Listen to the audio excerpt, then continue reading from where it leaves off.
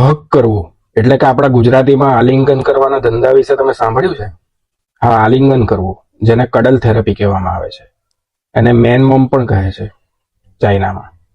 આ બિઝનેસ બહુ જોરમાં ઉપર આવી રહ્યો છે. આમાં એવું હોય છે, લોકો ભાવનાત્મક અને શારીરિક આરામ માટે પૈસા આપીને થોડી મિનિટો માટે આલિંગનની સર્વિસ લે છે. 1 મિનિટ માટે 500 રૂપિયા, 600 રૂપિયા કેવો ચાર્જ હોય છે, કારણ કે લોકો પાસે ટાઈમ જ નથી કે પોતાના ગળે લગાવે.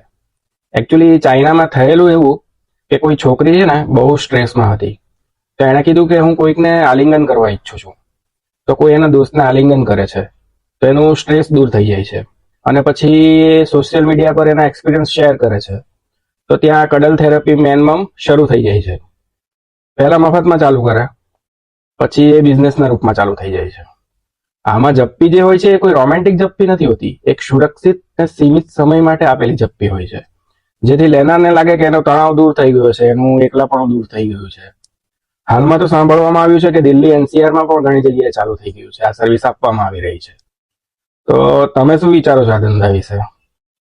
કારણ કે આપણે તો અહીંયા ચાલુ થઈ જાય એટલે મફતમાં આપવા વાળા પણ ઘણા નીકળી આવે એવું છે, એટલે કમેન્ટમાં જણાવજો.